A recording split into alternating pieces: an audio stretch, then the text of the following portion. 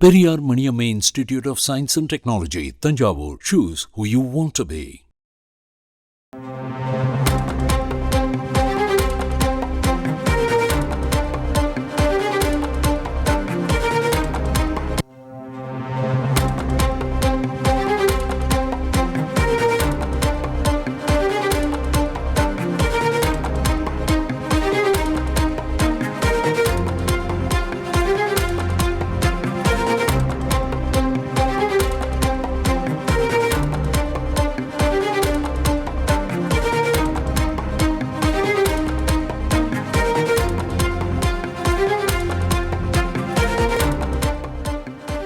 கர்நாடகாவிலிருந்து காவிரி ஆற்றில் 1,55,000 கனஅடியாக நீர்வரத்து அதிகரித்திருக்கிறது.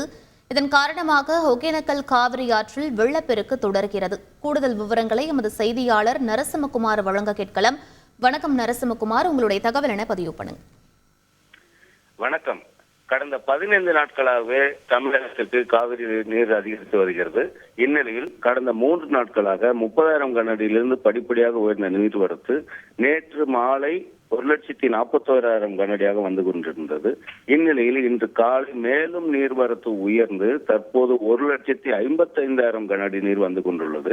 கடந்த 2 ஆண்டுகளில் இல்லாத அதிகப்படியான வெள்ளப்பெருக்கு தற்போது ஒகேனக்கலில் ஏற்பட்டுள்ளது. இதன் காரணமாக தொடர்ந்து சுற்றுலா பயணிகளுக்கு தடை விதிக்கப்பட்டுள்ளது. காவிரி கரையோர பகுதிகளுக்கு யாரும் செல்ல வேண்டாம் என மாவட்ட நிர்வாகம் அறிவுறுத்தி தீவிர ரோந்து பணியிலும் ஈடுபட்டு வருகின்றனர்.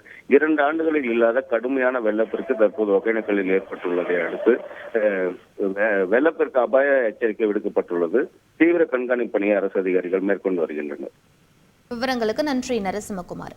Periyar Maniamma Institute of Science and Technology, Tanjavur. Choose who you want to be.